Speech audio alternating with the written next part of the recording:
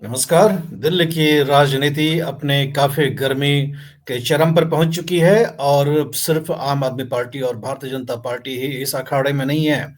इस अखाड़े में शामिल हो गए हैं बहुत सारी पार्टियाँ, बहुत जल्दबाज़ी में ओवैसी की पार्टी भी शामिल हो गई दिल्ली की राजनीति में और भी क कई पार्टियाँ हैं और कांग्रेस भी पूरा दमखम लगाते हुए दिखाई पड़ रही है। दिल्ली का जो चुनावी अखाड़ा है, काफ़ी पूरे देश भर के राजनीतिक जो भी ऑब्जर्वर्स हैं उनका अटेंशन खींचता हुआ आ रहा है और ख़ास नज़र है दिल्ली के 14% मुस्लिम वोटर्स का। तकरीबन अंदाज़न कहते हैं लोग कि 14% दिल्ली में मुसलमान हैं और 7 जो ऐसे विधानसभा सीटें हैं, जहाँ की उनके वोट्स ही निर्णय करते हैं कि कौन जीतेगा। तो 7 विधानसभा सीट तो आप मान लें कि ऐसे ही हैं जिनका कि जिन सीटों पर जो निर्णायक जीत होगी, वो उनके भाग्य का फैसला मुस्लिम मतदाता ही करेंगे। इसके अलावा भी कई सारे ऐसे विधानसभा के सीट हैं और अंदाज़न जो भी राजनीतिक ऑब्जर्वर्स हैं दिल्ली में, उनका मानना है कि दिल्ली में करीबन 15 विधानसभा ऐसे सीटें 15 विधानसभा की सीटें दिल्ली में हैं, जहाँ की मुस्लिम मतदाताओं का बहुत ख़ास प्रभाव है। हालाँकि 70 विधानसभा दिल्ली में है। सारे विधानसभा पर कुछ न कुछ जनसंख्या है मुस्लिम वोटर्स की, लेकिन अमूमन ये सोचा जाता है कि 15 के आस-पास विधानसभा सीट है, जहाँ की उनका बहुत ही ज़्यादा प्रभाव है। हमारे साथ जुड़ रहे हैं दिल्ली के मामले के जानकार और वरिष्ठ पत्रकार जिन्होंने दिल्ली की राजनीति को 2 दशक तक देखा है, अमित कुमार। अमित जी, आपका बहुत-बहुत स्वागत। नमस्कार मनीष जी और आईसी नाइन्स के दर्शकों का भी बहुत बहुत अभिनंदन। अमित जी, आपके सामने मैं सीधा एक केस स्टडी रखता हूँ। मुस्तफ़ाबाद विधानसभा का सीट, जहाँ की 2015 विधानसभा के चुनाव में भारतीय जनता पार्टी के जगदीश प्रधान जीत गए थे। 2020 में आम आदमी पार्टी ने ये सीट उनसे छीन लिया। 45% मुस्लिम आबादी है और मुस्लिम वोटर्स का जो ध्रुवीकरण 2020 में आम आदमी की पार्टी के पक्ष में हुआ था, उसी का नतीजा था कि 7 के 7 विधानसभा सीट, जहां मुस्लिम मतदाताओं का अधिक प्रभाव है, वो आम आदमी पार्टी के झोले में गया था। लेकिन 2015 में जब कांग्रेस ने थोड़ी मजबूती दिखाई थी लड़ने में चुनाव, तो वोटर्स का बंटवारा हो गया था और भारतीय जनता पार्टी ने इस मुस्तफाबाद सीट पर विजय दर्ज कर ली थी।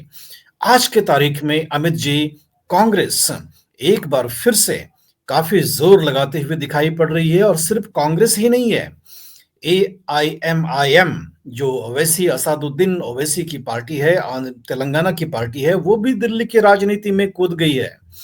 अमित जी, ओवैसी की पार्टी का कोई फुटप्रिंट दिल्ली की राजनीति में पहले तो नहीं दिखा था, लेकिन बिहार का भी चुनाव लड़ चुके हैं, महाराष्ट्र का भी चुनाव लड़ चुके हैं और हर जगह पर मुस्लिम वोटर्स को का वोट कट कर देते हैं। ये वोट कटवा की पार्टी के नाम में के रूप में ये जाना जाता है।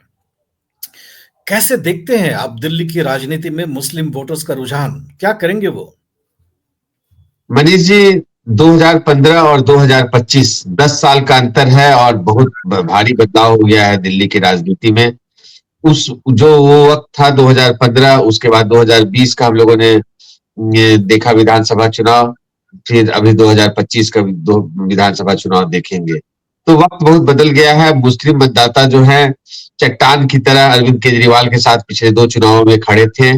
उनके पास कोई विकल्प नहीं था और होता क्या है मनीष जी, बीजेपी का जिस पार्टी से सीधा लड़ाई होता है और ऐसा जो भी पार्टी दिखता है कि ये बीजेपी को हरा सकती है और यही हरा रही है, मुस्लिम मतदाता एकजुट होकर पूरा समूह के साथ उसी दल का समर्थन करने लगते हैं।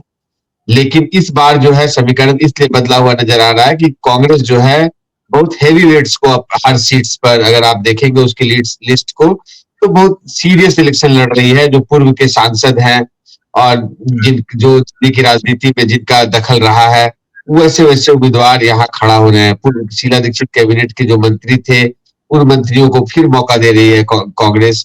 तो ओवरऑल जो है कांग्रेस का जो कैंडिडेट का अगर आप लिस्ट देखेंगे तो आपको समझ में आएगा कि कांग्रेस बहुत सीरियसली विधानसभा चुनाव लड़ रही है। दूसरा जो आप बता रहे हैं कि ओवैसी एक फैक्टर है, तो इसमें कहीं कोई दो मत नहीं है। देश के अब तो करीब करीब हर राज्य में वो, उत्तर प्रदेश में भी उन्होंने अपना प्रेजेंस दिखलाया था, महाराष्ट्र में दिखलाया। अगर आप देखेंगे तो झारखंड में भी बीच बीच में उनकी सभा होती है, और मुस्लिम जितने बाहुल्य क्षेत्र है वहां उनके पदाधिकारी और उनके उस तरह के कैंडिडेट लगातार एक्टिव हैं। पूरे पैन इंडिया जो है मुस्लिम्स के बीच में ओवैसी बहुत लोकप्रिय है, और उनको उनका समर्थन भी मिलता रहा है।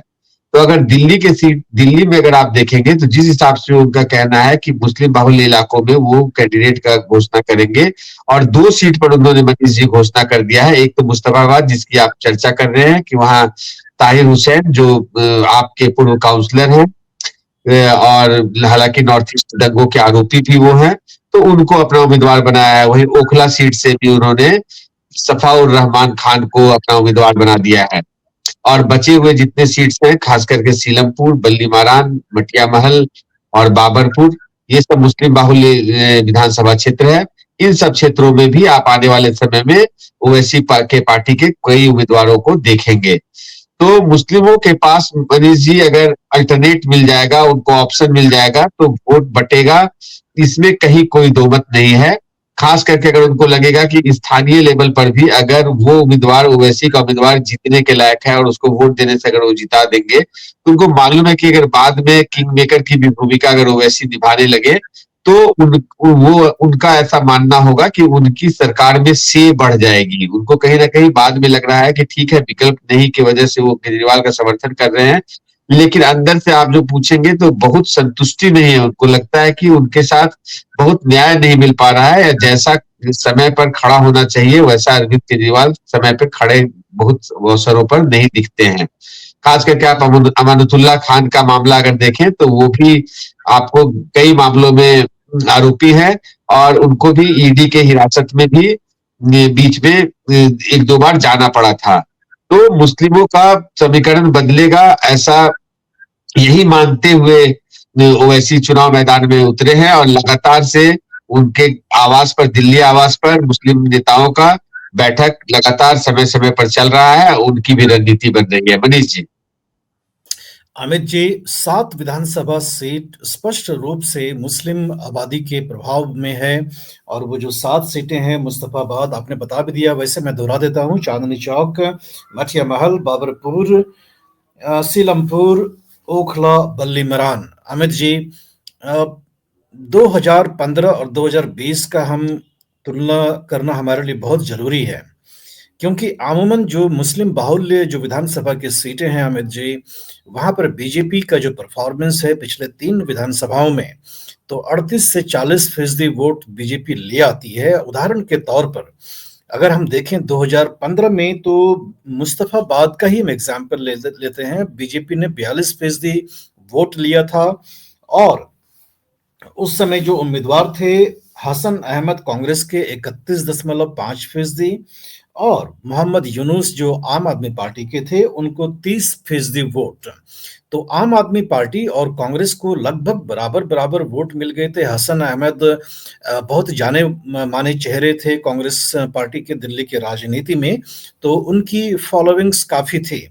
अब अमित जी, आप बता रहे हैं कि ताहिर हुसैन, जो कि एक आज के तारीख में एक काउंसलर भी हैं, तो निश्चित रूप में अपने वार्ड में चुनाव जीता है तभी काउंसलर हैं, तो अपना एक फॉलोइंग तो होगा ही। तो क्या हसन अहमद वाली भूमिका में ताहिर हुसैन मुस्तफाबाद विधानसभा सीट पर देखे जा सकते हैं क्या इस बार? मनीष जी, आपको मालूम है कि चुनाव कई समीकरणों पर निर्भर करता है, और उसमें आजकल तो आप देखेंगे कि विक्टिम कार्ड भी खेला जाता है। तो ताहिर हुसैन खुद विक्टिम कार्ड खेलेंगे अगर वो उम्मीदवार है। जी, अमित जी कह रहे हैं कि मुस्तफाबाद सीट पर ताहिर हुसैन एक विक्टिम कार्ड खेल सकते हैं, क्योंकि नॉर्थ ईस्ट दिल्ली दंगे के आरोपी हैं। जी अमित जी, आप क्या कह रहे थे? हाँ, मैं वही बोल रहा हूँ कि वो नॉर्थ ईस्ट दंगों के आरोपी हैं, तो और वो जेल में लगातार। तो जी, जी, जेल भी जा चुके हैं, दिल्ली दंगे के और आरोपी भी और हैं ताहिर उनको हुसैन, और उन जी, जी, आप पूरी करें अपनी बात को। हाँ, उनको उनको विक्टिम कार्ड का लाभ मिलेगा, इस बात से इनकार नहीं किया जा सकता है। हालांकि अभी चुनाव में 1 महीने का वक्त है, 5 फरवरी को दिल्ली में चुनाव होना है। अभी बाकी दलों के जितने भी प्रत्याशी हैं उनके भी, बीजेपी के कई क्षेत्रों में अभी प्रत्याशियों के नाम की घोषणा नहीं हुई है। कांग्रेस भी अभी कई क्षेत्रों में उनके उम्मीदवारों की घोषणा होनी बाकी है। लेकिन जहां तक ताहिर हुसैन का बात है, तो जैसे अरविंद केजरीवाल के पक्ष में भी जैसे एक बात जा रहा है कि वो भी विक्टिम कार्ड खेलेंगे। वो भी लगातार बोल रहे हैं कि उनको फंसाया गया है और जो वो है जबरदस्ती बिना मतलब कोई सबूत के, केवल आरोप के बेसिस पर उनको ईडी के कस्टडी में लेकर जेल भेज दिया गया था और ये बदले की राजनीति थी। और कहीं ना कहीं अरविंद केजरीवाल ये मानते हैं कि केंद्र की सरकार चूंकि उनको डायरेक्ट नहीं हरा पाती है दिल्ली में, तो ये इस तरह की बदले की कार्रवाई उनके अगेंस्ट करती है। तो यही इसी तरह का कार्ड ताहिर हुसैन भी खेलेंगे मनीष जी। और जब आप विक्टिम कार्ड खेलते हैं तो आपके पक्ष में वोट आ जाए तो कोई बहुत बड़ा आश्चर्य नहीं होगा मनीष जी। अमित जी, हम ये बता देना चाहते हैं कि हालांकि हमने 7 विधानसभा सीटों का जिक्र करा है कि वो मुस्लिम बाहुल्य सीट है, लेकिन उसमें से जो जीते हुए 7 आम आदमी पार्टी के उम्मीदवार थे, उसमें से 5 हिंदू थे। और अगर हम चांदनी चौक की बात करें तो प्रहलाद सिंह सोनी, जो कि 2015 के विधानसभा सीट पर कांग्रेस के उम्मीदवार थे, उन्होंने 2020 में आम आदमी पार्टी के उम्मीदवार के रूप में चुनाव लड़ा और वो जीते। और साथ में ही जो दिल्ली के जो बहुत जाने माने मंत्री हैं गोपाल राय, वो भी बाबरपुर से ही विधायक हैं और वहां भी मुस्लिम आबादी जो है 40% से ज्यादा है। और गोपाल राय को काफी बहुमत मिलता है, 59% के आसपास वोट शेयर मिलता है गोपाल राय को बाबरपुर में।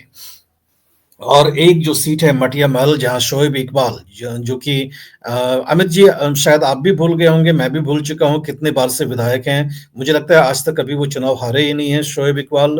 और दिल्ली में कोई भी ऐसी पार्टी नहीं होगी भारतीय जनता पार्टी को छोड़ कर करके जिसमें कि शोएब इकबाल गए नहीं होंगे। लोक जनशक्ति पार्टी भी गए हैं और आम आदमी पार्टी भी में भी अभी हैं। और वो सभी पार्टी का पानी जो है पी चुके हैं। वो एवरग्रीन वहाँ के मटिया महल के एक स्थानीय नेता हैं। अमित जी, मैं आपसे ये जानना चाहता हूँ कि जिस तरह से आम आदमी पार्टी ने दिल्ली में घूम घूम कर करके मंदिरों में सुंदरकांड का पाठ किया, बजरंग बली के मंदिर पे पूजा अर्चना करी, और जिस तरह से हिंदू कार्ड आम आदमी पार्टी ने खेला है पिछले 5 वर्षों में, क्या आपको लगता है कि कांग्रेस उसे भुना पाएगी मुस्लिम बाहुल्य इलाकों में, और ये कह पाएगी कि ये जो आम आदमी पार्टी है ये बीजेपी की तरह ही राजनीति करती है, ये भी हिंदूवादी पार्टी है और मुस्लिम वोटों का ध्रुवीकरण अपने पक्ष में कर पाएगी? क्या ये कांग्रेस कर पाएगी या ओवैसी की एआईएमआईएम कर पाएंगी? देखिए मनीष जी, जहां तक दोनों पार्टी की बात है, आम आदमी पार्टी और कांग्रेस पार्टी दोनों एक दूसरे को बीजेपी का बी टीम बताती है। लेकिन आपको मालूम है कि दोनों लोकसभा चुनाव एक साथ लड़े थे, इंडिया ब्लॉक के हिस्सा हैं। तो ये पहले ये सब जो है ये नया डेवलपमेंट है। अरविंद केजरीवाल जब राजनीति में आए थे तो लगातार बोलते थे कि वो कांग्रेस और बीजेपी दोनों से बराबर दूरी बना के रखेंगे और वो एक अलग तरह की राजनीति करने आए हैं। लेकिन समय बदल गया है मनीष जी। अब वो इंडिया ब्लॉक के पार्ट हैं और पिछला लोकसभा चुनाव वो कांग्रेस के साथ मिलकर लड़े थे बीजेपी के अगेंस्ट। तो अब इस तरह की बात तो वोटरों को बताकर बड़गलाना बहुत आसान नहीं होगा कि वो भी टीम है और या ये टीम है। अब जहां तक लेकिन वही है कि जब विधानसभा का चुनाव है, विधानसभा के चुनाव में उनसे बेहतर मुख्यमंत्री का चेहरा नहीं है। एक जो सबसे पॉजिटिव पॉइंट है आम आदमी पार्टी के पास कि जो बीजेपी और कांग्रेस है उससे कौन मुख्यमंत्री होगा ये अभी तक वोटरों को पता नहीं है, जनता को पता नहीं है। तो और जबकि इसमें आम आदमी पार्टी में तय है कि अगर सरकार में बहुमत मिला तो अरविंद केजरीवाल पुनः दिल्ली के मुख्यमंत्री होंगे, अगर कोई कानूनी अड़चन नहीं आती है तो। अब हमें देखना होगा कि सुप्रीम कोर्ट का जो अभी वो बेल पर है और सुप्रीम कोर्ट का जो बेल कंडीशन है वो कंडीशन किस तरह से उन पर अप्लाई होता है। क्योंकि पीछे जो उनको बेल मिला था तो उस समय ऐसी बात कही गई थी कि उनको मुख्यमंत्री दफ्तर में किसी फाइल पर साइन करना नहीं है और वो नहीं कर सकते हैं, ना ही वो कैबिनेट की किसी तरह की मीटिंग ले सकते हैं। तभी आपको अरविंद केजरीवाल जो है जेल में रहते हुए, हालांकि मुख्यमंत्री से रिजाइन नहीं किए थे, लेकिन जेल में जब बेल उनको मिल गया तब उनको मुख्यमंत्री की कुर्सी से रिजाइन करना पड़ा। और वो फिर उन्होंने ये ऐसी घोषणा की कि अब चुनाव के बाद जनता का जब उनको मत मिलेगा, जनता का वर्डिक्ट लेने के बाद ही वो मुख्यमंत्री की पुनः कुर्सी पर जाएंगे। तो लेकिन जहां तक ए और बी वाली टीम की बात है, वो तो खारिज हो जाती है, चूंकि कांग्रेस और आम आदमी पार्टी एक साथ चुनाव लड़ चुकी है। पिछला लोकसभा चुनाव बहुत बहुत पीछे का मामला नहीं है, अभी हाल फिलहाल का ही मामला है।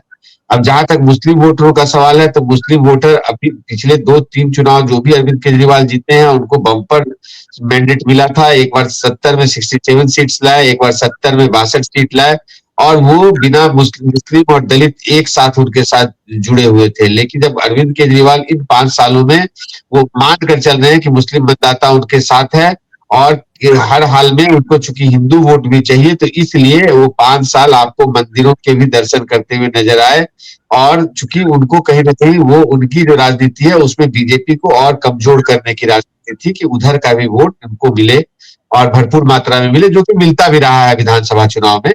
तो उनको ये अपने आप को न्यूट्रल साबित करते हुए जो वो राजनीति कर रहे हैं। तो देखिए अब इस चुनाव में क्या होता है, लेकिन मुस्लिम फैक्टर्स इस बार उनके लिए हर बार के जैसा आसान नहीं होगा, क्योंकि ओवैसी मुस्लिम मतदाताओं के बीच में खासा प्रभाव रखते हैं। और अगर जैसे मुस्लिम मतदाताओं को पता चलेगा कि उस विधानसभा सीट में एआईएमआईएम के प्रत्याशी जीतने की हालत में है या किसी भी हालत में कंपटीशन में है, तो वोट का बंटवारा होना तय है, या कम से कम इसकी संभावना तो जरूर है। मनीष अमित जी, प्रत्याशी के ऊपर भी काफी दमखम होता है वोट लेने का, और प्रत्याशी भी कई सारे वोट ले आते हैं और कहीं ना कहीं वोट काट भी देते हैं। और लोगों में जो प्रवृत्ति होती है भारत की राजनीति में कि जात और धर्म को देख करके वोट देते हैं, ये ऐसी परंपरा देखी गई है। और कहीं ना कहीं कांग्रेस ने जो उम्मीदवार दिए हैं दिल्ली के विधानसभा चुनाव में इस बार, कहते हैं जो राजनीति के जानकार हैं दिल्ली के, कि मजबूत उम्मीदवार दिए हैं। लेकिन मैं आपको कुछ आंकड़े बता रहा हूं 2020 के विधानसभा चुनाव में, कि कांग्रेस के उम्मीदवार, अगर हम इन 7 जो मुस्लिम बाहुल्य जो विधानसभा के क्षेत्र हैं उनमें उनका क्या परफॉर्मेंस रहा था, तो हम देखते हैं कि मुस्तफाबाद में 2.89% मिला था वोट कांग्रेस के अली मेहदी को। चांदनी चौक में अलका लांबा जो कांग्रेस की उम्मीदवार थी, उनको 5% वोट मिला था। मटिया महल मिर्जा जावेद अली जो कांग्रेस के उम्मीदवार थे, उनको 3.85% वोट मिला था। बाबरपुर में अवनीशका जैन जो कांग्रेस की उम्मीदवार थी, उनको 3.59% वोट शेयर मिला था। सीलमपुर जो अमित जी आपने बताया था, वहां कांग्रेस के उम्मीदवार जो हैं चौधरी मतीम अहमद, जो कि कांग्रेस के बहुत पुराने नेता हैं दिल्ली के, इनको सबसे ज्यादा वोट ये 7 सीटों में मिलाकर के मिला था, 15.5%। अगर हम बात कर लें ओखला का, तो परवेज हाशमी, ये भी कांग्रेस के बहुत पुराने जाने माने चेहरा हैं, इनको वोट मिला था 2.5%। और बल्ली मरान मिर्जा गालिब की वो गली जो कि इतिहास में दर्ज है, और जो भी उर्दू के शेर और शायरी के शौक रखते हैं, वो मिर्जा गालिब के अभी भी वहाँ पर उनका जो महल है वो अभी भी है, वो टूटा फूटे हालात में है, उसे देखने जाते हैं बल्ली मरान। उन्हीं के गलियों में मिर्जा गालिब चहलकदमी कह करके ऐसे नज़म लिख गए जिनकी याद आज के जनरेशन्स भी बड़े शौक से किया करते हैं। अमित जी, बल्ली मरान में हम देखते हैं कि हारून यूसुफ जो शीला दीक्षित के मंत्री थे, 4.73% वोट शेयर मिला था। ये तो अगर हम एक छोड़ दें सीट, तो सब जगह तो सिंगल डिजिट में है। कैसे ये वापसी करेंगे दिल्ली के राजनीति में अमित जी? मनीष जी, यही कारण है कि आज कोई भी पोलस्टर्स ये नहीं बोल पा रहा है कि दिल्ली में चुनाव अरविंद केजरीवाल के अलावा कोई दूसरा पार्टी जीतेगा। पोलस्टर्स लगातार अभी भी जो है, पोलस्टर्स का मीटर यही बोल रहा है कि आम आदमी पार्टी भारी अंतर से आगे है। पिछले 2 चुनाव में कांग्रेस जो है पिछला चुनाव में 5% से कम वोट आया था पूरा दिल्ली के सारे विधानसभाओं का अगर एवरेज लेंगे तो। और उससे पिछला जो 2015 का चुनाव था उसमें 10% से कम वोट आया था कांग्रेस को। जो कांग्रेस 15 साल यहाँ शासन में रही उस कांग्रेस को अरविंद केजरीवाल ने अपनी नई राजनीति और जिस हिसाब से एंट्री किया धूल चटा दिया है पिछले 3 इलेक्शंस में। तो पहला इलेक्शन जो हुआ था उस समय तो आपको याद होगा उस समय शीला दीक्षित थी और इनकम्बेंट सीएम थी। तो उस उन्हीं को हराकर अरविंद केजरीवाल की राजनीति की शुरुआत हुई थी। तो चूंकि उस बार लोगों को इस तरह की आम आदमी पार्टी की एंट्री होगी, इतना मजबूत इनकी दावेदारी होगी, इतना मजबूत वो दिल्ली में अपना प्रेजेंस दिखलाएंगे, ये जानकारी वोटर्स को नहीं थी। तो उसका फायदा कुछ हद तक कांग्रेस को मिला था। और पहला वो जो चुनाव था उसमें 8 सीट के आसपास जैसा मुझे याद है कांग्रेस को मिला था। और वही कांग्रेस और आम आदमी पार्टी मिलकर पहला सरकार जो अरविंद केजरीवाल दिल्ली में जो मुख्यमंत्री बने थे कांग्रेस के 8 विधायकों का उनको समर्थन लेना पड़ा था। उसके बाद फिर जो है कांग्रेस जो है करीब करीब यहाँ दिल्ली में उनका प्रेजेंस खत्म हो गया। और लगातार आम आदमी पार्टी विधानसभा चुनाव में तो आज तक का अनप्रेसिडेंटेड पूरे भारत के इतिहास में इतना परसेंटेज से किसी भी विधानसभा में किसी भी राजनीतिक दल को ऐसा बम्पर समर्थन नहीं मिला था। हालांकि लोकसभा में पिछला तीनों लोकसभा चुनाव 7 का 7 सीट बीजेपी लगातार जीतते आई है मनीष जी। इस बार जब दोनों पार्टियां एक होकर लड़ी तब भी बीजेपी को कोई हरा नहीं पाया और 7-0 से बीजेपी ने सबको शिकस्त दिया। लेकिन एक जो बड़ा परिवर्तन आया है एमसीडी लगातार इस बीच में बीजेपी के पास होता था लेकिन अब एमसीडी पर भी आम आदमी पार्टी का कब्जा है, आपको पता है मनीष जी। तो इसमें कहीं कोई दो मत नहीं है कि कांग्रेस के लिए बहुत बड़ी चुनौती होगी आने वाली लड़ाई। लेकिन हम लोग ये अंदाजा लगा रहे हैं कि पिछले लोकसभा चुनाव में कांग्रेस को 18% के आसपास वोट मिला है। और मनीष जी यही कारण है कि कांग्रेस चाहती है कि उस जब वो रेस में आगे बढ़ गई है तो फिर उस पेस को और उस रेस को कायम रखे, उस 18% वाले आंकड़ा को या तो बरकरार रखे या उसको पार करे। अगर वो आंकड़ा आता है मनीष जी कांग्रेस जी, तो अमित जी कह रहे हैं कि लोकसभा में जो वोट शेयर मिला है कांग्रेस को, वो चाहती है कि उस वोट बेस को बचा करके बच रखे। जाए। पूर्व के केंद्रीय मंत्री रामविलास पासवान का कहना था कि 7 साल में युग बदल जाते हैं और दिल्ली में आम आदमी पार्टी का राजनीतिक वर्चस्व जो है लगभग 12 साल हो गया। इंग्लैंड के पूर्व के प्रधानमंत्री हेरोल्ड विल्सन का कहना था कि a week is a long time in politics. एक हफ्ता जो है राजनीति में काफी लंबा समय होता है, लेकिन 12 साल सत्ता में काबिज हैं दिल्ली की राजनीति में आम आदमी पार्टी। बहुत लंबा अंतराल हो गया है। राजनीति में कुछ भी निश्चित नहीं होता है और आने वाले समय में हम तथ्यों के साथ, आंकड़ों के साथ एक सार्थक चर्चा आपको दिल्ली की राजनीति के हर विषय के साथ करेंगे। और अमित जी दिल्ली के राजनीति के बहुत पुराने जानकार हैं। आपसे निवेदन है कि इस विषय के ऊपर अपने विचार, कमेंट या आपको जो लगता है, आपके समझ में क्या आता है, वो हमें कमेंट में लिखें आप। और वीडियो का लिंक अपने दोस्तों और रिश्तेदारों के साथ साझा भी करें और चैनल को सब्सक्राइब करना बिल्कुल भी ना भूलें। और अमित जी, आपका हमें इस विषय पर बात करने के लिए बहुत बहुत धन्यवाद। धन्यवाद मनीष जी।